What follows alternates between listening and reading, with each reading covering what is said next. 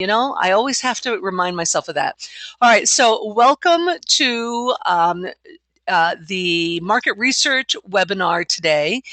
And we're going to be talking, like I said, about quantitative and qualitative research. Just a quickie on the sponsors. This is brought to you by ISA and the ISA Marketing and Sales Summit, which is run out of the ISA Management Division. Most of you probably know and love ISA and have known us for a while. We do a number of educational things for the industry, books, magazines, conference sessions, training sessions, a ton of standards work, conferences, symposia, you name it. The really important thing I need to mention, of course, because I'm the program manager and Walt is the chair, is we have the 8th annual ISA Marketing and Sales Summit coming up in September.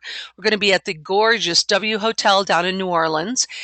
The registration system is set up, so you just go to marketingsalessummit.com.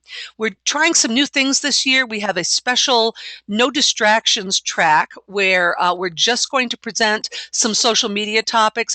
It's funny because I've run this for 8 years and I always get attendees coming up to me and saying, stop making me have to choose between 3 different sessions running in parallel. I want just one good session to go to anyway. So we're going to experiment with that. We're also going to do an unconference this year. So for an afternoon, we are going to set aside 3 rooms in the hotel and set up some interesting industry notables. So in one room, we're going to have the incomparable Dick Morley, who's going to be talking on who knows what. And in another room, we are going to have the also renowned Walt Boyce and John DePietro going back and forth on various social media issues. And Walt's got a fascinating new diagram he's put together, basically a control loop that covers inbound and outbound marketing. It's fascinating. Anyway, so we invite you to please join us this fall at the Marketing and Sales Summit, 8th annual. So at this point, I am going to end my little portion of the intro and turn the presentation over to Joy and Mary. And hold on a sec, let me make sure I did that correctly. All right, Mary, you should have control of the screen now. Let's see. Awesome, you do. Yes. It's all on you, ladies. Your turn. Fantastic. Thank you so much, Sherry. And I want to thank all of you for joining us today. We're going to be talking about market research, most specifically making qualitative research your best friend. Now, just to give you a brief ID on us, because most of you haven't met us yet, and I do look forward to meeting you sometime in the future. Mary and I are the principals of Natural Impulses. Between us, we've probably been in research, either academic or market research, for probably around 60 years together. Now, that doesn't mean one of us, but it just means 30 and 30, basically, because between the two of us, we've probably done some kind of research in every phase. So Mary has been, just to name a couple of her professional credits, she's been the Vice President of Quantitative Research for Brand 360, Director of Quantitative Research for Rockhopper Research, Senior Research Manager in Financial Services for Meritz Research, Project Director for Battelle, and has worked with the Right Brain People as a Senior Project Manager, and has her Master's in Experimental Psych with a lot of work on her doctorate. Now, I've been around in some other areas. I've mainly spent my life working in qualitative, but I have worked quite a bit in quant, and began, I think it was the late 70s is when I did my first research, which was a phone call, about a 20-minute phone survey, if that tells you how long ago that was. I've also spent about 20 years in working with the Right Brain People as a senior project manager. And between the two of us, we've probably covered almost every subject area in products, services, and social issues you could name. So that's a very brief intro. And now where are we going here? Starting off, what are the differences between qualitative and quantitative research, including what you should and should not expect from both types of research? We'll also cover how to use both kinds of research in conjunction to get the strongest results. Because what we found over time is that using one or the other is just not strong enough if you really, really want to get to the bottom of things. So moving on, quantitative research will tell you what people do. For example, quantitative research will tell you how many people buy a service or how often they do it. What it will not do is tell you why they buy your service or product or a social issue and what will make them buy more of it and why other potential clients do not buy your service or why they buy from your competitor. Only qualitative research can tell you that. So moving on to understanding qualitative research, let's start with the basics. What exactly is qualitative research? And please know there's a whole lot more that I'm not going to be able to tell you just because of time, but I'm going to hit the basics for you. Qualitative research is used to identify emotional and behavioral patterns. It should be used in market research whenever you're trying to understand why a target market is doing what they do and how the behaviors you want to understand are formed. For example, you have a service that by all accounts should be a big seller. You did your basic investigation. You know there's a market for it. You know there are people selling a similar product. You know your product is probably better, and it might even be priced better. There's only one real problem here. Your service or product isn't moving. You've managed to get in the marketplace, but it's not been widely embraced, so the sales are negligible, and yet you see competitors that are older and less advanced, and they're growing their sales. What's going on? Why are you, with this great new product, why are you not selling your product or service, but they are? Well, the answer lies in doing the appropriate research. To understand why your competitor's product is still the market leader, you need to understand several things. What are the potential buyers for your service really seeking in that service? Now, not what you think, not what you know, because we all have been in an area and think, oh, well, we know that area. We know what they want. They want something that goes faster or something that is less expensive. The problem is that you still don't know. The potential buyers can't even tell you, even if you were to ask them, because the reasons may very well be, and usually are, either linked with or caused by underlying and motivating needs, and they're tacit or internally unexamined. So instead of spending hours examining their own motivations, potential buyers will give you a socially acceptable answer such as price or easy to get. These are nice, safe answers and are the kind of answers you'll get in a typical quantitative research. But they're not the answers that will allow you to make a breakthrough in your market. In short, why are they buying that service and not yours? Until you understand the why, you are shooting in the dark to change the behavior. Give you a quick example from business to consumer. Years ago, we did research for a large department store chain, which will go unnamed, and they brought us in and they said, we've done all this research and we know it's about convenience. It's all convenience. The problem was, once we got into the research, convenience meant 10 different things. So it wasn't really convenience. You had to dig under that word convenience. Qualitative research is essential in understanding how behaviors are formed. You know, all of us do many things because of habits, which are just behaviors that have been become automatic. So many times, buying a particular product or brand is a behavior that has served the individual or the company well over time. So once the behavior becomes ingrained, then if you want to cause a specific change, like buying your new product or brand, then you've got to understand how the behavior formed. Qualitative research is your tool to obtain knowledge and ultimately to increase those sales. Well, moving on. A little background on the basics of qualitative. Piaget, many of you probably know him from college studies in psychology. He's known as the father of child development because he watched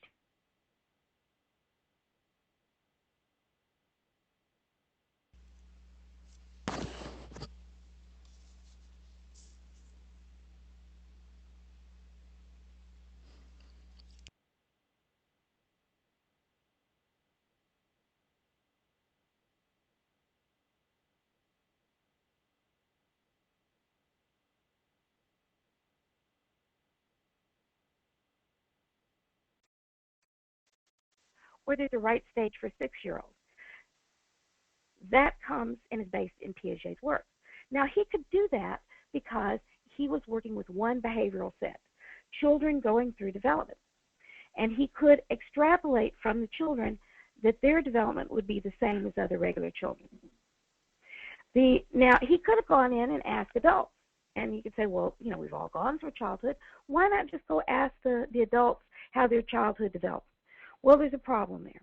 It's because the adults are no longer in childhood. So everything they're going to tell you comes from embroidered memories, basically.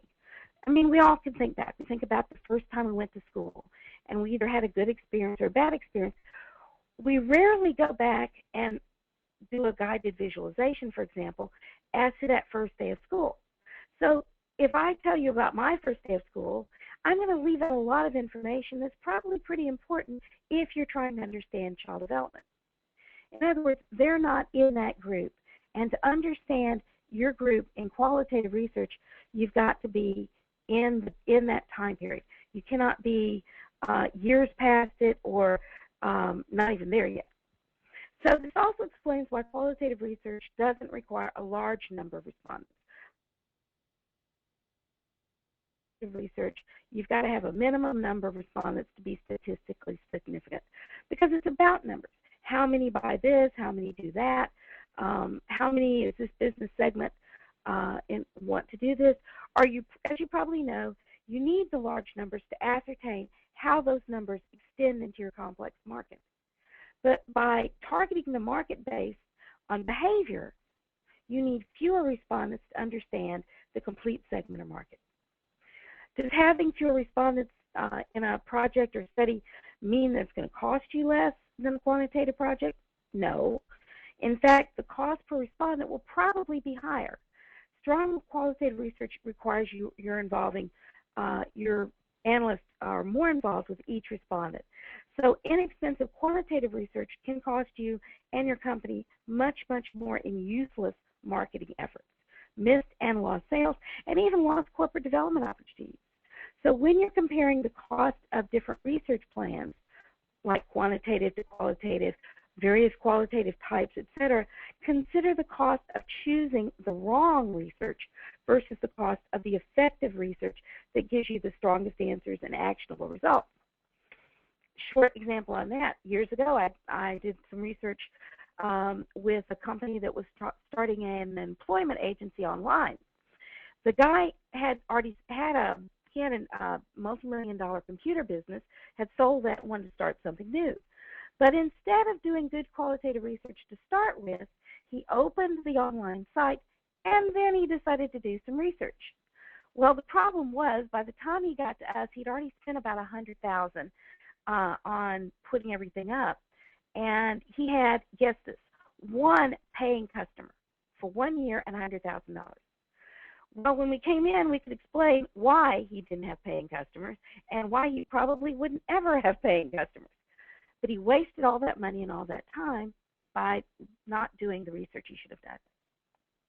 So moving on, clients sometimes say they can figure out why their customers or clients buy this or that and have other kinds of business or consumer behaviors. In short, we all have done this. We all say we know our clients are our customers. And I hear this a lot from new clients and customers. I've heard it from all kinds of clients and customers, business to business, business to consumer, business to government, even social issue marketers. But the problem is that isn't true because the clients are not their customers or our clients. For example, another project a while back did with a bank, leave the name of the bank, the National Bank out of it, but they came in and they said, we are trying to interview this particular kind of client because we need this information. And as they were watching the interviews we were doing, they kept saying, well, that's not our customer. And we'd say, well, yeah, it's your customer. What they were thinking is that their customers were X when their customers were actually Y, according to the stats. So if they had tried to extrapolate their own experiences for these customers, they would have been totally off base and wasted, millions of dollars.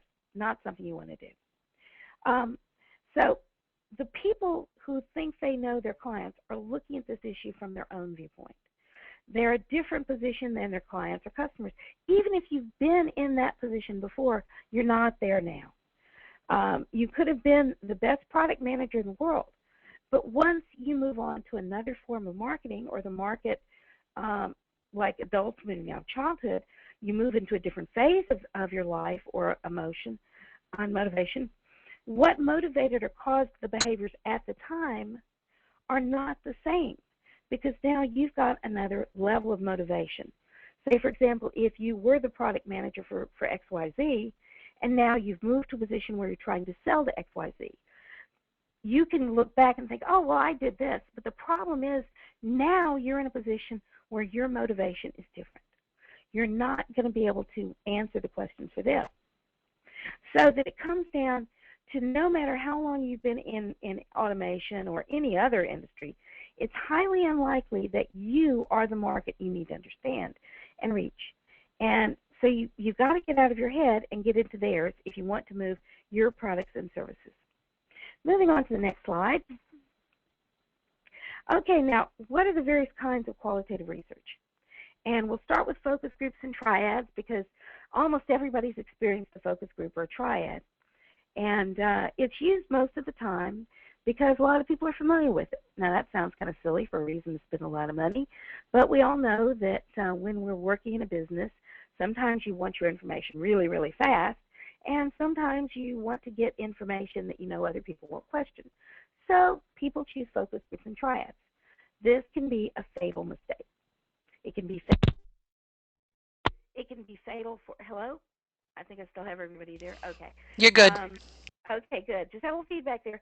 It can be fatal because it's very easy to do, and most of us have seen it. We've either been in a focus group or a triad, which is just a focus group with 3 people, or we've watched it from behind the magic one-way window.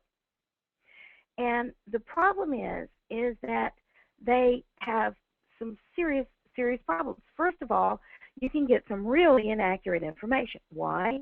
Because you've got a group. The group has been pulled down into 10 or 12 people who supposedly either buy your product, use your service, you want to have them buy your product, whatever it is. But now in this case, your numbers are going to mislead you because in qualitative, even though you don't need large numbers, in this case, you're going to get numbers, you could possibly get people you really don't want to interview, either because they really are not your focus because of the surveying, the screening process, or you can also get people who are going to fall into group dynamics, such as, I know we've all been in a group where one person has taken over and done all the talking. Happens in focus groups all the time. You've got 12 people, one guy, one girl gets in there, and they are just talking. Well, not only are they taking up the time, but they're, and in leading the other people, they are causing the other people to go, well, that sounds good to me. Well, that's not what you want. You want to understand the real underlying motivations here. But unfortunately, you're not getting that. You're going to get what sounds good, what makes the people look good. For example, we do a lot of interviews with doctors. Well, we don't do focus group with doctors because they want to look good in front of their peers. Everybody wants to look good. So now you've got all this, I want to look good in front of my peers, I want to talk a lot, show that I know a lot, or you've got the person who hides in the back, who may very well be the key to understanding what you need to know, but you're never going to hear from him because 11 other people are talking, or Talky Tom over here is talking. So you've got that problem. Now, you've also got that sometimes you get moderators who don't really know how to moderate. They have maybe been with, no offense to any marketing people here, ad agency people, but I have seen ad agencies and marketing firms, and I work for some, that pull in an untrained moderator, usually it's somebody who works in their office, and says, just keep these people talking. Or on the worst case scenario, and I've definitely seen this more times than I'd like, the ad agency or the marketing people maybe not consciously, but sometimes so, will decide what they want you to think and what they want you to buy, and they will try to lead you there.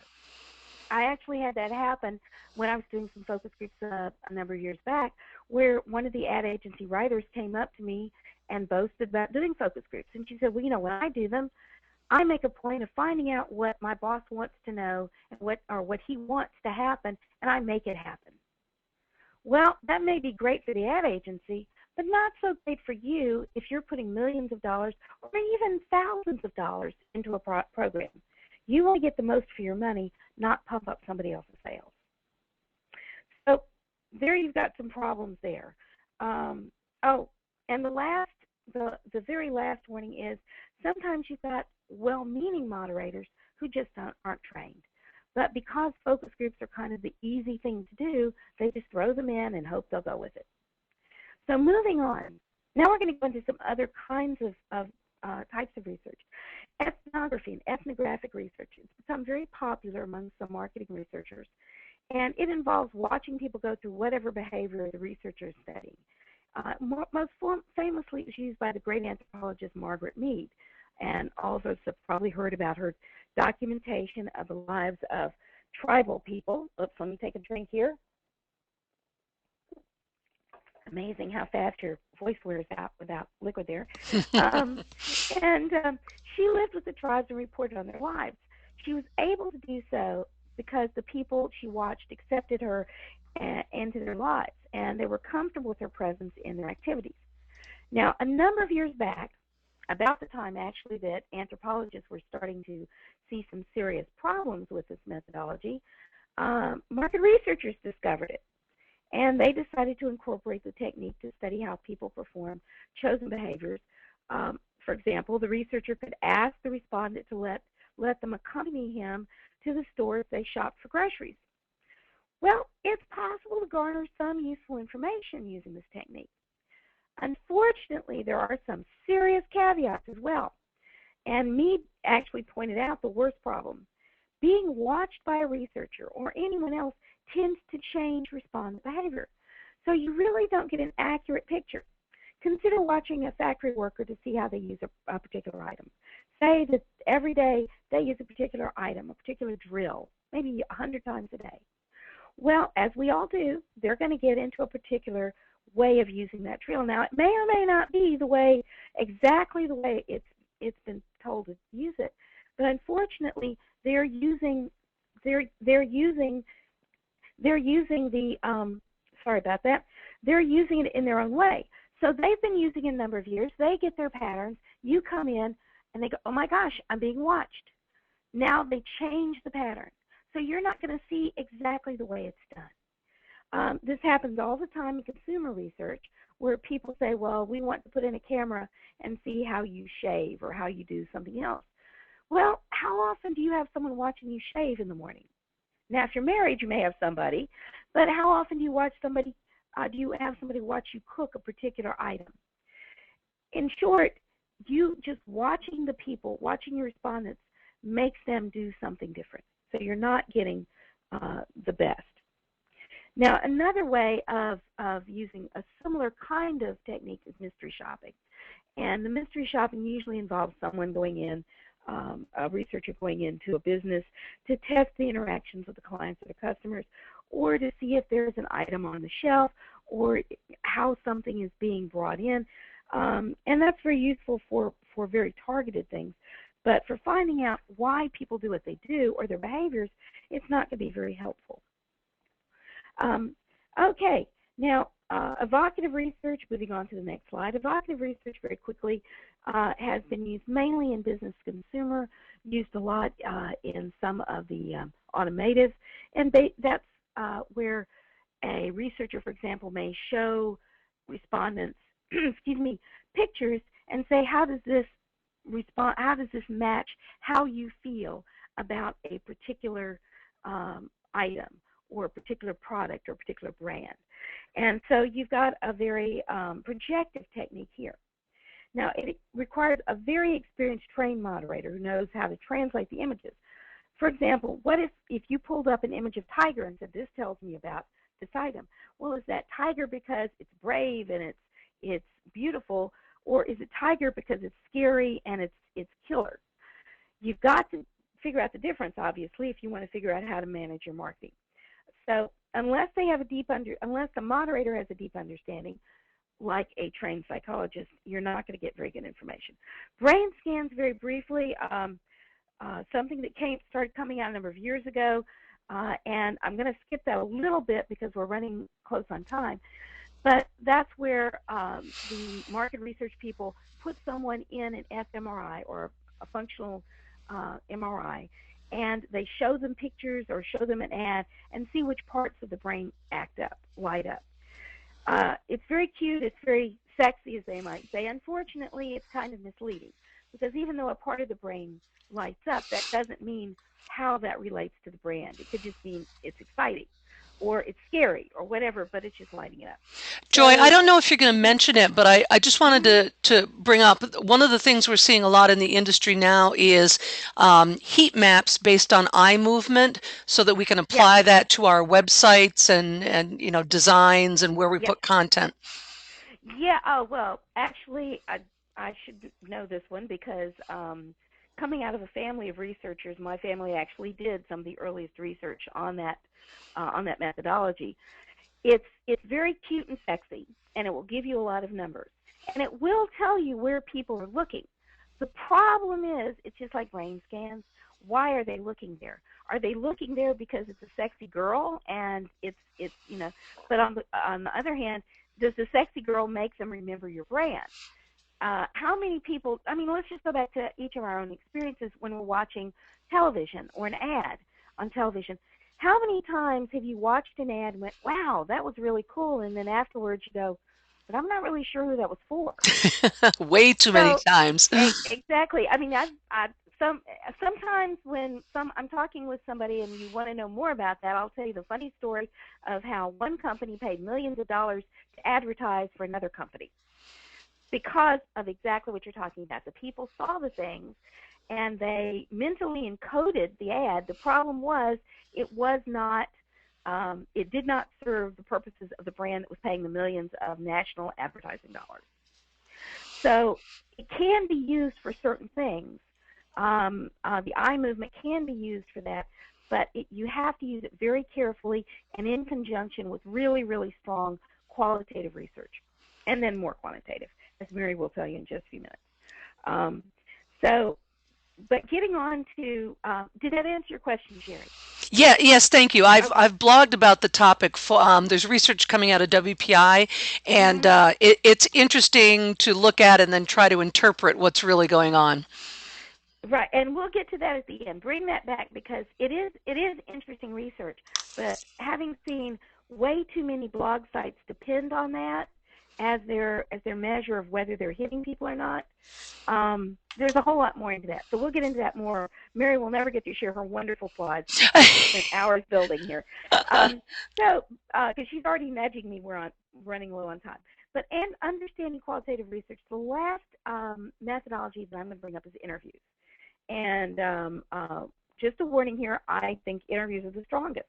And that's because over years I've worked with almost all of these and all of these methodologies, either in the commercial or the academic setting. And interviews, if you want to understand why, if you want to understand behavior, if you want to change behavior in your clients or customers, interviews are where you go. Why? Because interviews done right, and I'm going to say that they must be done well. If you get a messed up interview, you're going to get just as much junk, just as much trash in, trash out, or garbage in, garbage out as anything else. But if you get the right kind of interview, you have the right analyst, you can almost do magic with it. I mean, I'll just say that. Why? Because the interviews can give you both the standardization and the flexibility if they're done right. Because with the standardization, of course, you want to cover the same material with your respondents, which, of course, is the value of a survey. You know, everybody gets the same question. But when it comes down to flexibility, you have none. Say, for example, you're on an interview or survey with someone, and having done tons of surveys before I ever moved into interviews, They get all excited about one question, and they really want to talk to you about one question. The problem is you can't go there. You've got a survey. I have 10 minutes to ask you these questions, and that's it. The right interviews build in the flexibility so you can actually review those kinds of, you can get into the exciting stuff. Because the exciting stuff is based in emotion, and I actually didn't build this into this webinar, but very briefly, emotion locks in memory. Memory drives behavior. And so if you can get to the memory appropriately and done well, then you can understand the emotion, which then comes back up into the why, and you understand the behavior. So basically, interviews will give you that information. For example, let's say an analyst is interviewing a respondent on signing a long-term contract with a supplier. And it becomes apparent there's something very important to the respondent about the supplier's activity during the meeting.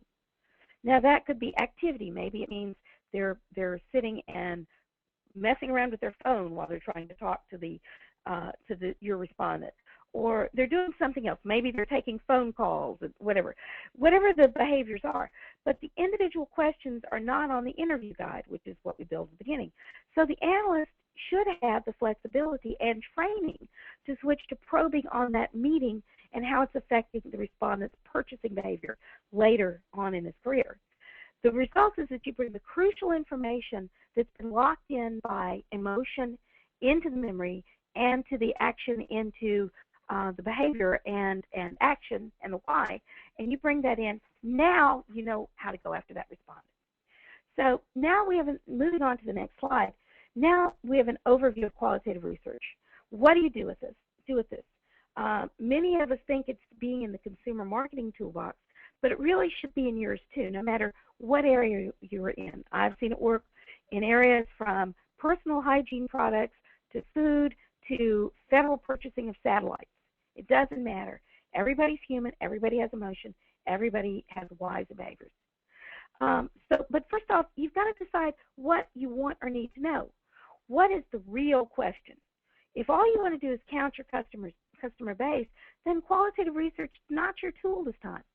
But if you need to know what your customers really want from you, from your kind of product or service or brand, then it's time to use qualitative research to inform the quantitative process and survey. So the same is true if you want to understand what your brand means to your potential market and your current customers or potential customers. So your qualitative is to get to the questions underneath. And the qualitative research is when you need to understand the motivational and behavioral underpinnings of your market. Once you have a map of motivations, then you can move on to the quantitative research.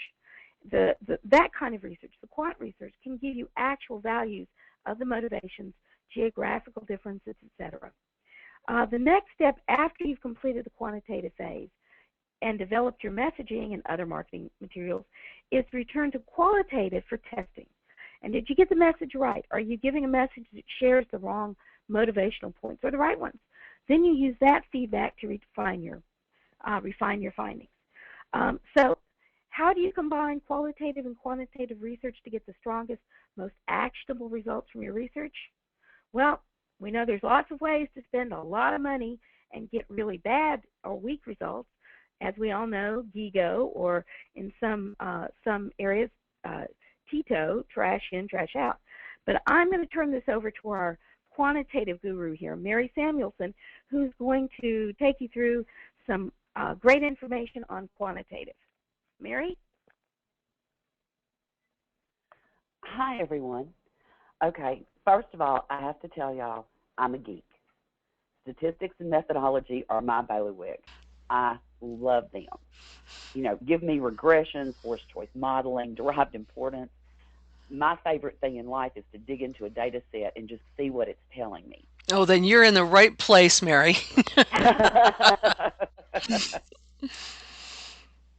But it's funny because one of the things I've learned over the years, and it was a hard lesson for me because, I'm a numbers person, but I have realized over time that if you don't first understand what motivates your buyers to purchase, then it's really difficult to design a questionnaire that's going to provide you with the information you need.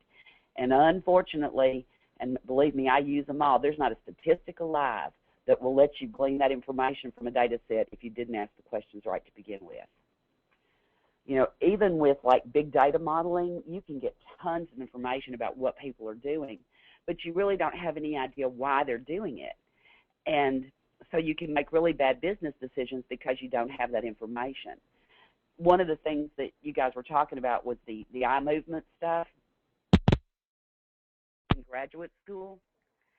I actually did a study called What Makes a Visual Image Interesting, and used that type of a technology to track not only where they looked, but then they had to tell me why they looked there and what was interesting. And the actual variance there was amazing. So that's why that technology has some issues. Now, unfortunately, you know, I went on to doing more different types of research and didn't follow up on that. And sometimes I wish I did, especially now that I work in, you know, marketing. All right, let's go to Mary. One of the attendees just typed in, I don't know if you're familiar with the show The Big Bang, but this is definitely a Big Bang group, you know, full of geeks, with quirky hey, personalities, and we love it. I'm in good company. Absolutely. Ah, okay. Actually, no, my thing is Fringe. Oh, that's good too. Absolutely. I love Fringe. Geeky science. Okay. Now, I am not really going to go through this because we are running a little short on time. These are just different types of quantitative research that you can do. You know, and there are problems with all of them. You know, they do work. Now, this slide actually shows you an example, though, of where you can run into problems with, like, the big data models, where you're pulling information from everywhere on the web and conglomerating it. This is an actual slide that I pulled that shows computer usage by age group for different types of computers. But if you look at the little red boxes and the brackets, you know, what this shows is that, okay, your age group of 55 and above is very small. Now, this was actually done back in 2009, I think, so I'm sure that's changed somewhat since then. But even at that point, I pulled the 2009 population stats from the census, and you can see that the general population for females 55 and older is 26.5%, and it's only 13%, you know, is the biggest group of computer users for any one computer. Men, general population 23.3%, so we're evidently still living a little longer. Not much, though. And their group is 10%. Their biggest group is 10% of computer users. So you can see that that does not really give you a representative general population when you're pulling that. Now, it may be that that's not really important to you, and if it's not, that's fine. But that is something to always be aware of. Okay. The biggest problem with any method of quantitative data collection is what I call TITO, trash in, trash out. It doesn't matter how careful you are to make sure that the data you collect is collected correctly and is representative of the market you want to target. If your questionnaire doesn't ask the right questions, there is no way that you can get the information you need to make sound business decisions. Now, I did a little example here of what can happen when you don't ask the right questions. And what happens when the quantitative methods are not used properly with quantitative informing your questionnaire design. This example illustrates why we named this Make Qualitative Research Your Best Friend. All right, here we have two guys, Wid and Jet. They're the twin sons of a very rich and famous Mr. Widget, who owns the multi-million-dollar company Widget Incorporated that manufactures, guess what, widgets. Now, since their father has yet to determine which twin is going to take over as head of the company when he retires, both sons are really anxious to impress their dad. So to test them, he's given his sons a really important task. There's a new widget that's due to be released on the market in 6 months, and their job is to determine the advertising and promotion messages that are going to make these widgets a successful addition to the widget line of products. Okay, well, Jet, he's like me. He's a numbers man. And he and his team have brainstormed, and they believe that as experts in the widget industry, they already know what motivates buyers to purchase their products. So it's basically just a matter of testing and proving their belief. So they really believe that behaviors that cause purchase are based on price, on size of whatever, or size of the market, and the color of the widget. So they're testing price, color, widget attributes, and then just some attributes we're going to call VW and X. They design a survey that's distributed randomly so they can look across company size, geographic location, customer base, all those things, and they're anxiously awaiting the results because, you know, they really, really want to get back to Dad before Jet does, or before WID does, excuse me. Okay. WID, he believes in qualitative research, and he thinks that buyer behavior isn't really dictated by numbers. So he and his team brainstorm, and they come up with 3 major cities where they can conduct qualitative research and determine what the emotional motivation is that drives purchase behavior for their new product. So, you know, they come up with 3 different cities, and they go out to find out what buyers expect from a widget and what would lead them to buy one widget over another one. Okay, now this is a widget, guys. Don't ask me what it is. I just like the picture. And the qualitative report has come in, and here's what it shows. A faster widget is really important, so speed's important. A widget that does X, Y, and Z is more likely to appeal to buyers. Buyers are looking for a partner in the widget industry to help them promote their business and increase sales. And, you know, this might not have come through in quantitative research, but the thing to remember here is, you know, not only are they getting partnership here in this qualitative section, but they're also getting what that means. You know, partnership to this group means that WID is going to get in the WID jet and fly them their parts if they have to make sure that they can meet their customer demands. You really can't get, you can test it quantitatively, but you can't get that kind of information quantitatively.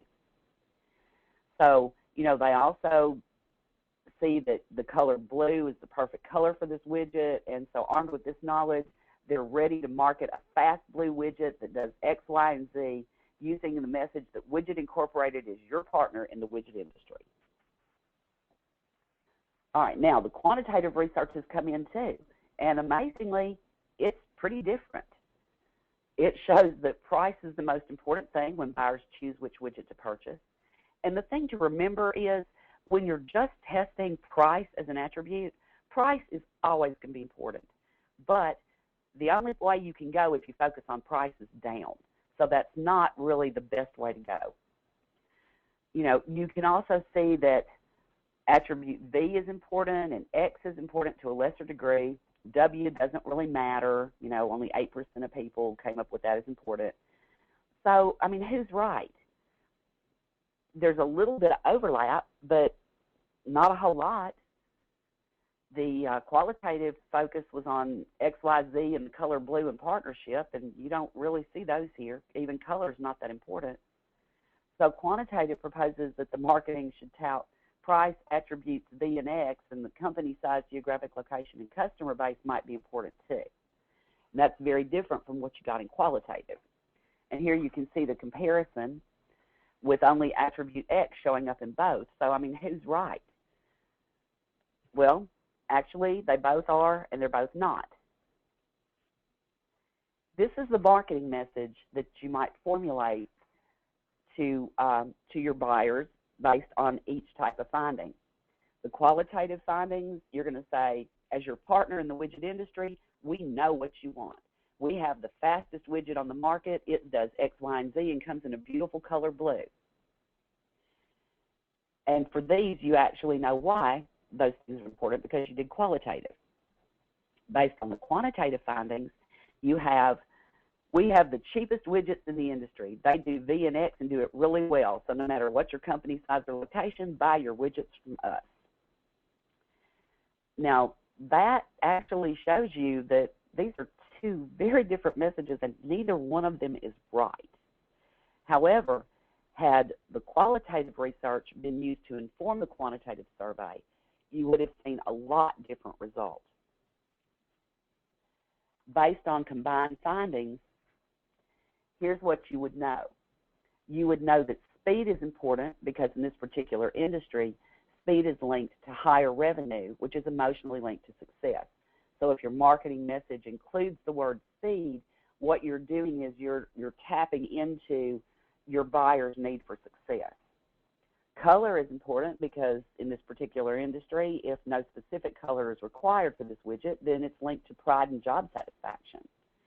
Partnership is important because, like I said, it means that your company is going to do what's necessary to keep your buyers happy. The widget, plays an important role in the manufacturing process, and if it fails, then the buyer needs to understand that his partner is going to do what's needed to, meet his orders, even if it means going, the extra mile. Price is important because it's linked in this instance to several emotions, such as achievement and success. So knowing that, you can use price and use it correctly to show that you understand why this is important to your buyers, which will then make you look like an even better partner. Okay, so here you can see that when the questionnaire was written and the attributes from the qualitative were included, things change up pretty drastically. Company size and geographic location definitely play a part, but they're not vastly different on anything but price. So your marketing message can be targeted to a general audience where price is included in the messaging. The information is important because it saves you money when developing your marketing message. You don't have to develop two different messages. One will work for your entire market in this instance. That's not always the case, though.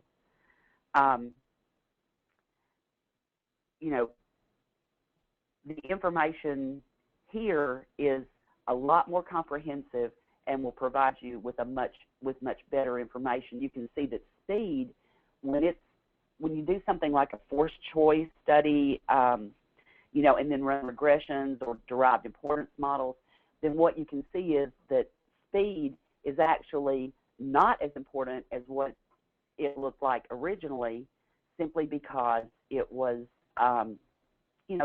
it didn't have all the attributes. Your model might have predicted 0.18 of the variance. I'm sure you guys know what that means. Okay, so your price is the same thing. Price was really, really important in the original quant study. Here you can see, when it's actually combined with the other attributes that we got from the qualitative and included in the design, that its importance is not nearly as much as well. Look at partnership. Partnership is what kicked in the most. And what you can usually see when you do this is an increase of about 20% in your R square, because you have so much more to work with. You're targeting what people actually want or need versus what people think they want or need. Okay, so based on what we did in the correctly done quantitative research, you can see that the focus is on attributes B and W, price, and partnership. And the quantitative research contributed price, S, and B. The qualitative contributed partnership, which turned out to be the most important message they needed to hear, speed, X, Y, Z, and color. So this is truly a merging of the two methods brought into quantitative and tested properly so that you get the best possible information. And what that leads to is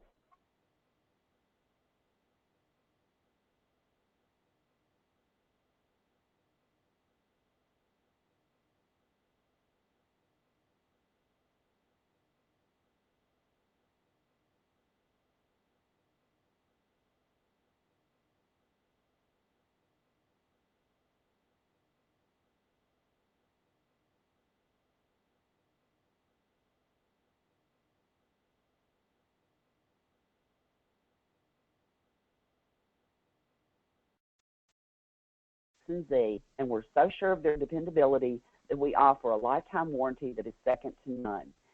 Partnership is all the way through that while still addressing the other things that are important. So the most important thing to remember always is that qualitative tells you why, and that's very, very important to know, and then quantitative is going to tell you how many.